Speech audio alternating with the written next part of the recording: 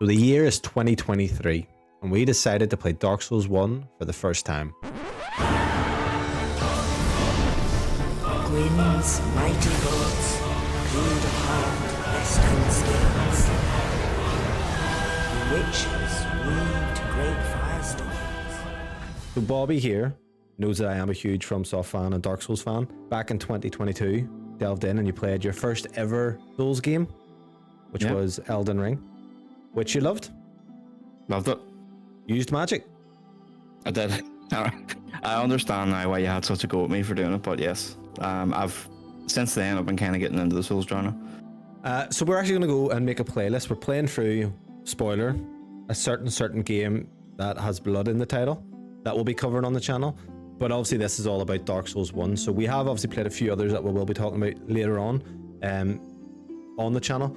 But for now, Bobby, how did you enjoy your Dark Souls journey? At the end, I really enjoyed it. Start, not so much. It took me a while to actually start playing it because it started maybe around the start of the year, mid of the year, and I just couldn't get into it and set it down. And ended up going on to Sekiro instead. Which you loved? You loved Sekiro? Oh, Sekiro's one of my favorite games of all time now, so we'll definitely be doing a video on that one as well at some point. Right, so I'm going to do a wee bit of a wee rewind here, okay? I'm going to take it back to first ever playing Dark Souls, because you used to make fun of me saying that I love these types of games for twisting my nipples. And throughout the week here, you've told me that you too are now a fan of twisting your nipples upon death and getting good. I've became what I slobbered you like about pretty much. You've became what like you've see the thought of like watching people suffer and they're playing it as well. It's just watching them class. Get good, eh? So yeah. I want you to bring back to your first time ever playing Dark Souls. What your initial impression was when you first gave Dark Souls a go? It was rough. It was really rough to look at and rough to play because I was coming off Elden Ring, which obviously when did Dark Souls come out, the original? 2011. 2011, so you're talking well over 10 years of improvements they've been able to make in terms of the combat and stuff, so with the jump and just a lot more fluid combat and things like that. Yeah, and so it was it was a big downgrade to me going to that there, and I know obviously that's the one that kind of kicked off the Souls genre, but for me it was just like, whoa, fuck, I don't know if I can do this. So my first experience would have been, I would have played this game maybe 2013 or 2014 on PC, which it would have had that, I think it was the Prepare to Die port. It was horrendous. You actually needed a mod to get it to 60, and it was abysmal. Like it was a really bad port. But saying that, I remember playing it at the very start when you're in Undead Asylum and that big boulder comes down and kills you. Well, if you don't jump out of the way. And I just immediately was like, this is some Euro jank. Like I thought it was some company in fucking like Sweden made this, or an indie studio. You wouldn't realize that it's a fucking Japanese studio that was making the game. But obviously I ended up playing Bloodborne and becoming a huge fan of just everything Souls. So it took a little work to you. You obviously got to, I think you made it to the depths the first time round, just about to go to Blighttown, and then you stopped on the Xbox, isn't that right? Yes, so very first time I played it, I kind of gave up and I was like, I'm not doing it. And then I forced myself into it and was on Xbox and got to... I got past the depths, beat the wee crocodile boss, and I got into the jungle place. What do you call that? Darkroot Basin, or yes, Darkroot Basin. That's where I kind of got to on my Xbox playthrough, and then I sat it down. And I think that was maybe when I moved on to Sekiro. And then we obviously came back around. So there was a bit of back and forth when you were playing this. You were thinking it's clunky, it's slow. You weren't a fan until maybe halfway through. But we'll not rush ahead. Talking about the combat, obviously coming from Elden Ring and Sekiro. The combat in Dark Souls 1 takes a bit of use to getting used to, especially when you use magic. And you're not using magic this time around. Well, the hardest thing for me was, obviously I used magic in Elden Ring, but then I went on to Sekiro and it ended up being super easy for me, and I absolutely loved the combat. So going from Sekiro really to Dark Souls was my sort of transition, if you want to call it that, from like the combat. So I actually did find it quite slow. Oh, it is slow. And yeah, I found it really, that was probably the best word to describe it for me, was slow, because I'm used to Sekiro, you know, fucking hit, parry, all that other kind of stuff. Whereas this here is more slow. You can parry, it's not like Sekiro. You have to kind of just use your dodge rolls and your iframes. Yeah. So really slow. So how I actually got into playing Dark Souls properly was stuck it on. It was recently. It was only actually last month or 2 months ago. Stuck it on. I was like, you know what? It's too slow for me. I get it. This is where it started. I'm gonna go on to Dark Souls 3 because you kept on recommending Dark Souls 3 to me. So stuck Dark Souls 3 on. I was like, right, this is pretty much the same as Dark Souls 1, just a wee bit smoother. So I'll go back to Dark Souls 1. And that's when I actually just went back and fully just stuck to it and just says I'm gonna go through all this. I'm gonna experience it and see what the crack is.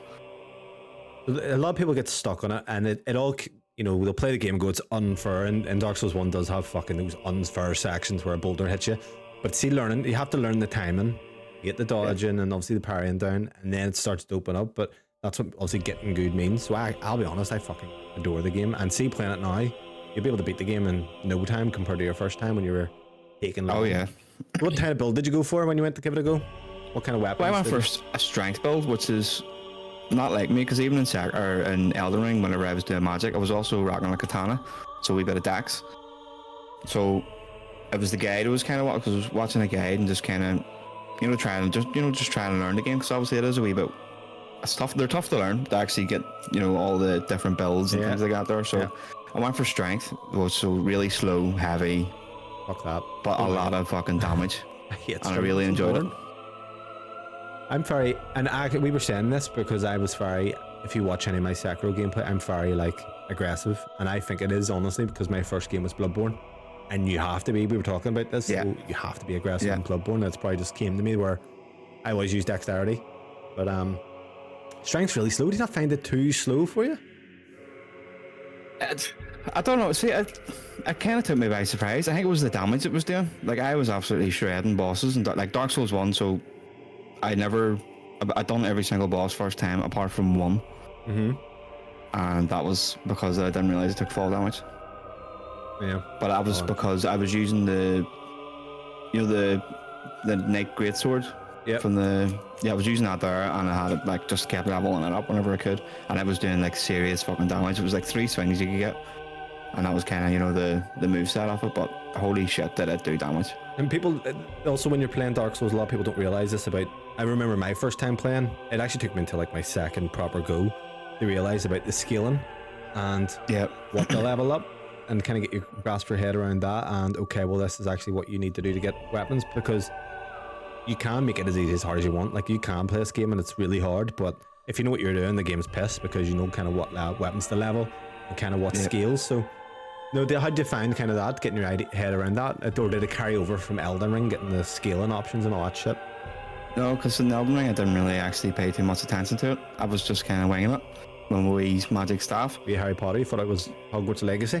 Yeah, so it did take a wee while to actually understand, okay, this has B scaling for strength or whatever, and all that there. Kind of the higher your strength is, the higher damage output you're going to get towards that there. Obviously, system A, B, C, D. Can you get S tier in Dark Souls? No. I don't know. I actually don't know. I don't think so. Correct me if I'm wrong in the comments, but I don't think you can. But A, B, C, D. So that's going to base on your stats as well and your damage output towards that. Yeah. And I love, what I personally love about Dark Souls is the more you play the game and the more you learn about it, just the more things you discover. Like, a lot of people know about the Drake sword, whereas the dragon underneath the bridge, you can shoot its tail 20 times, you get the Drake sword. That's very overpowered at the start, but it peels off later on. What I actually do with the dex build is I always go for the great scythe, and it's down in the catacombs, so you make a fucking like a big run kamikaze run, and you get it. But it's a great weapon. It's fast and it has long reach, but it does make the game easy. But I think once you beat the game first time, it's fair. You can kind of go and kind of do what you want to see and make the game as easy as hard as you want. But you can make this game really easy for yourself. Absolutely. Definitely can. And it's knowledge when it comes to it. Now, did you use the summons at all? Sometimes I didn't need them, so I just used them because I thought it was maybe story based. I still use Solaire even now when I'm doing the gargoyles at the top, because I just like using Solaire, like being there. It took me a while to understand them there, because you have to be human to actually for them to appear, which I didn't know. This is what I want to touch on. So the humanity. This, I remember not understanding this my first time around. So you obviously have your humanity. You need to have humanity to kind of boost your Estus flask at the bonfires, so you can kind of get them to 10 instead of 5. Isn't that right? Yeah, so it's certain you can boost certain, or you can boost all bonfires, but the ones you boost, that just means if you rest there, you're going to get more of your Estus Estus, flask. So yeah. you can think you can do it up to 20, Yeah. if I'm right. And that costs humanity. So obviously you have to have humanity built up to be able to do that there. And you're best kind of strategically doing the bonfires that you're going to visit the most or use the most, as well. This is where it fucked me up. Little 13-year-old Niall, I had, or not 13-year-old, I wasn't 13, but 13 Niall, sorry. I had no idea. Like, I was just sitting going in the fights, 5 Estus and probably fucking level 5 longsword, which was alright, but it wasn't, you know what I mean? It wasn't Yeah, nowhere it took near me as about good. maybe halfway through the game before I realised, okay, that's what this is doing. And it's only in these certain bonfires. I thought I was like upgrading myself, if you Oh, know what I mean, really? like my own. Yeah, so I thought I was upgrading myself in my flask, so that no matter where I would go, I would have that. But it's obviously just the bonfires. Can I that give you a do it on. slight spoiler for future Dark Souls games? Like, Yeah. certain bosses come back. Oh, that's cool. Certain bosses. It's like kind of there's a certain through line and things in the future that it's nothing, people probably listening to going, what? But certain things come No, back. certain NPCs come back. Yeah. It's cool. It's obviously Patches. He's one you see in pretty much them all. Fucking Elden Ring and all, yeah. And Onion Bro, the big Onion Man. He's in Night. most of them. Yeah. So it's quite cool that way, like with the lore kind of carries over and kind of wee Easter eggs, if you want to call them as well. Certain characters maybe look like certain old ones. And I always say, like, the reason I love the game so much, it isn't the combat and stuff. The combat's dated, the grand scheme of things. I've told you before, like, it's the world design. Obviously, we did a video last week on the channel for Liza P. Liza P is a shortcut city, but if you compare the world design in Dark Souls compared to Liza P, personally, fucking unbelievable. Lordran, it is Lordran, isn't it, in Dark Souls 1? I think it is. Oh fuck, I don't know. Or is that 3? Fuck, I don't know, but whatever it is, the fucking world design is phenomenal. Like, Yeah. I know you obviously knew me saying about it, but did even you playing it, did you not notice going here, actually, this is a lot more intricate than anything even on Sekiro or Elden Ring? Obviously, it has kind of shortcuts throughout the main areas, but what was your thoughts on like the interconnectivity? Oh, that's absolutely insane. I don't think I've experienced that in a different game, like in any other game before. Obviously, the other, like, I'm used to shortcuts and things like that, but this kind of, you could be traversing through like a completely different area, and then you get a key for something, for a door, and you open it, and you go up these stairway, and then you're somewhere you were like 3 hours ago. Yeah. And it just all opens up and interconnects, and it's insane. You can literally run throughout the entire map pretty much once you get all the shortcuts and stuff. And when you Apart think from about it, on Orlando. when you think about it, you know, if you look back at Resident Evil 1 or even Resident Evil 2 and stuff, especially in the PS1 days, the mansion and 1 did the same thing with the keys and all interwoven. Like, that takes a lot. You know, that mansion in Resident Evil 1, for example, the design that went into that is incredible. Like, you imagine not only just making the game, but going, how do we get all this to kind of interlink? Where's going to be the through line on the fucking areas? It's genius. Like Aye. the amount of work that must have went into that there to actually design it all and make it just all, like, there was that picture you showed, remember, that you want. Oh, It's like a big I was- portrait, oh. and it shows you of it all, like, and how Yeah. vertical it is as well. Oh, that's Shows cool. you like how vertical the world is. That's something That's that's insane. sad though, because it never happens again. Not to the same extent. It does happen, but it's like level based, and it's more along the lines of Liza P than rather than the interconnected world. So you used a guide, didn't you? Yes. Yeah. To be fair, I don't mind that, but it's very easy to get lost, and I almost feel like if you want to get into Dark Souls, you need someone to kind of tell you this is what everything means, or you need to do a bit of research. I don't think it's very good for newcomers just to jump in, because what tends to happen is they run to the graveyard with the skeletons and get their fucking ass handed to them. And Yeah, then that's one of going my on. main frustrations with the game. Even just the Souls genre in general, is just not knowing where to go. Yeah, it's not new, especially just- Elden Ring. Whoa. Yeah, Obviously, like it tells Elden you Ring. the Elden direction, Ring but- does somewhat guide you with the sites of grace, but with Dark Souls, I was like, where do I go? What do I do next? And I was texting you at the same time. I was like, okay, go here. And I was like, you know what? I'm thinking about platinum this game, so I'm just going to follow a guide. You've even done the same with Bloodborne. We'll not get into, but you were messaging me yesterday. Go, where do I go? It's Yeah, because you because don't wanna- I do get frustrated really easy. I'm just like, you know what? Fuck this here. Because Bloodborne yesterday, not to get into it too much, but I near turned it off. I was just like, I just don't know where to go. But I figured it out. Bloodborne's not too bad, but the problem that I think this has is there's nothing worse, mate, than like having no Estus flasks, slither of health, and you're thinking, Yeah. where the fuck is the bonfire? Because you can just run past the bonfire very easily, and you're in a boss room or in an area that you're gonna get fucked up on, and I love it. But the reason it is, the first playthrough of the games always has a bit of panic, whereas when you're playing them in the future, you know where the bonfires are. So you're not worried too much, but you see that first time through, mate, it's panicky. You near enough sweaty. enjoy it the second time more. Oh, you do, absolutely. I've enjoyed every Dark Souls game, every Souls game I enjoyed more the second time round. Just because you just kind of know what you're doing, know what build you kind of have in mind, focus and on. what weapon you want. Yeah, absolutely. What was your thoughts of the area? So obviously you start off in the Undead Burg or Undead Asylum, and then you go to like Firelink Shrine with that music playing, which is fucking incredible. Oh, the music's phenomenal, and I didn't know that was kind of like Elden Ring music as well. For that sort of, it's near enough the same as maybe Lingrave. Mm-hmm. Or very similar notes. I didn't think it looked very good like when I was playing Dark Souls up until I got to Anor Londo. Oh, it's gorgeous. Of Anor Londo. And then when I got there, I was like, holy shit, because I was getting real big Elden Ring vibes from Anor Londo, of the main city in Elden Ring. I was like, okay, this is obviously where everything's came from before, but I think once you get to there, it's just a completely different scenery, and the textures now are just a lot better. The art design's just phenomenal. The diversity in the levels and the areas, is mad. Is Liza P like that? Obviously, there's a few in Liza P when we're obviously we talked about it last week, but you had finished it. I didn't. I only got halfway through and kind of have to go back to it. But does it diversify as much? Because I know we talked about Bloodborne, but those games tend to not as much. No, not as much. There is a wee bit of diversity in the kind of biomes, if you want to call it that, but not as much. There's not as much. Okay. Like Sen's Fortress, what was your impression of doing that? That was a little wank. Like, that was absolute bullshit. Oh, it's like a fucking Tomb Raider level. Did you get knocked the first down, time by I the way? actually went through it, I'd done it successfully, but then there was things I wanted to go back and get, and because I was doing the side content as well, like with the youngin guy, and then there was another guy with a hat, and he did buy, I think it was like spells or something off him, because that's one of the trophies. Oh, so I had to go through, and then when I went back, that's when it started really pissing me off, because I kept falling. Yeah, Sen's Fortress, as much as it's annoying, I tend to actually like it also. It's weird. Like, I've done it so much that I enjoy it. But when you get knocked down, there's obviously, if you go down, if you get knocked down with the big fucking pillars that stab you off, there's like knights, the big knights with the tridents almost, those guys at the bottom, and they'll fuck you up as well. But that's brutal. Oh yeah. So it is.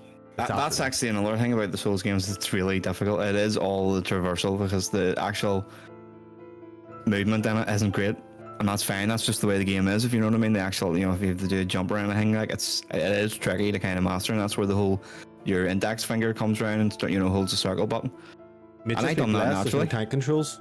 Fuck, if this was Tomb Raider back in the day, or there's a game I used to play called Death Trap Dungeon. If anyone's heard of that, it was basically Tomb Raider meets Souls.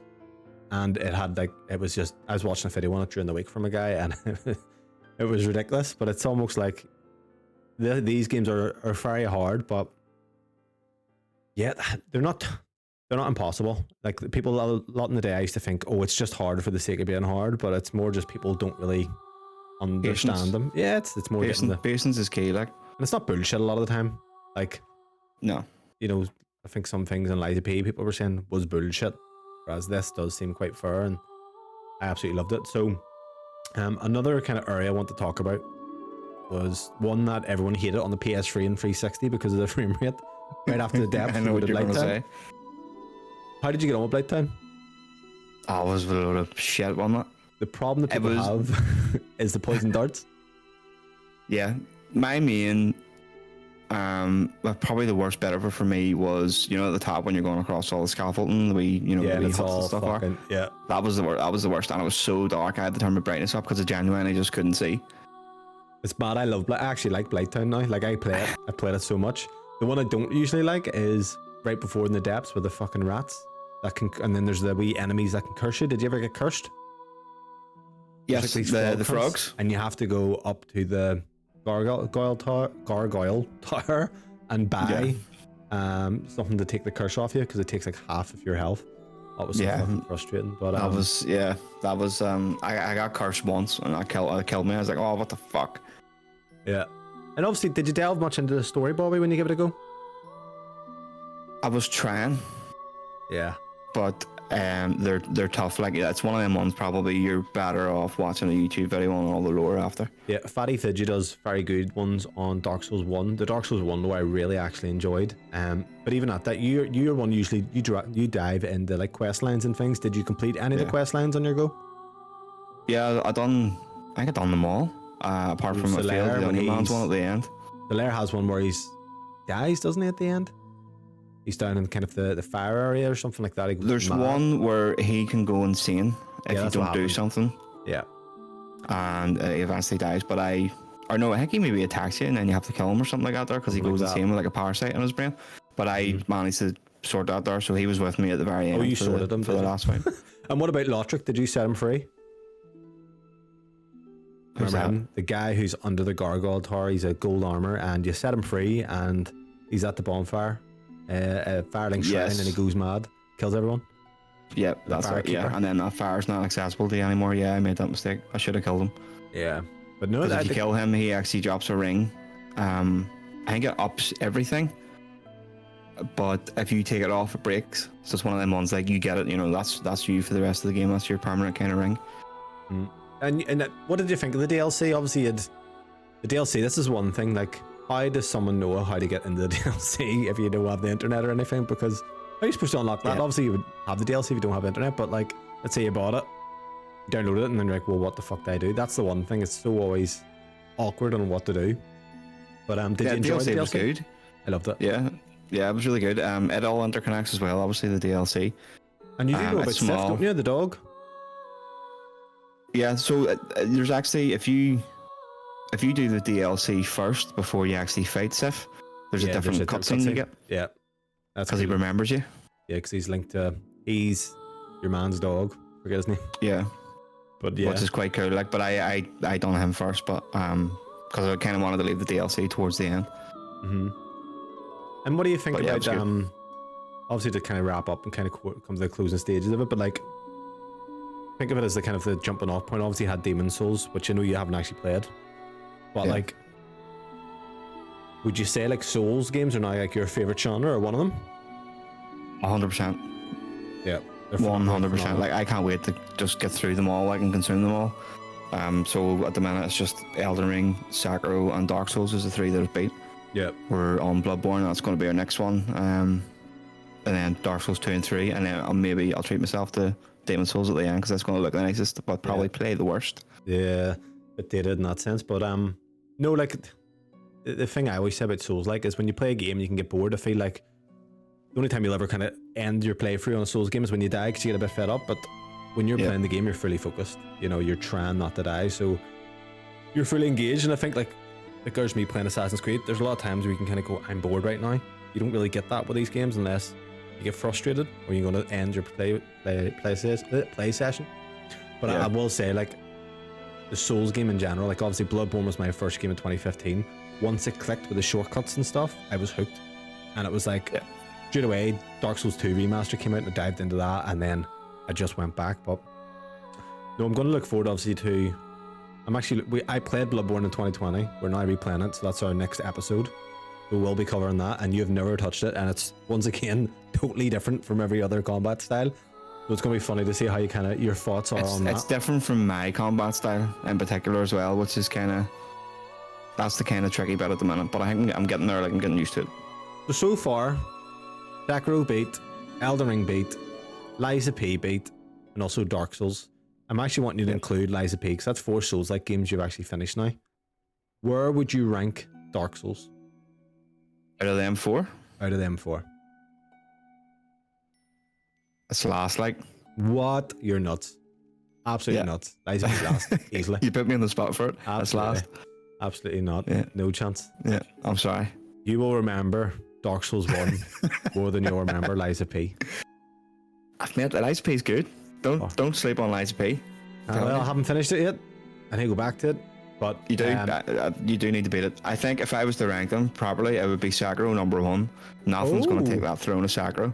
I thought Elden Ring was number 1 for you. No, not a chance. Not after Sekiro. Sekiro number 1, Elden Ring number 2, Lies of P, Dark Souls. Oh, okay. So we're gonna have more Souls impressions and thoughts on the channel. Bobby's first time playing through the series. If you haven't, like and subscribe to the channel, leave us a comment, and let us know what you would rank or where you would rank your favorite Souls games.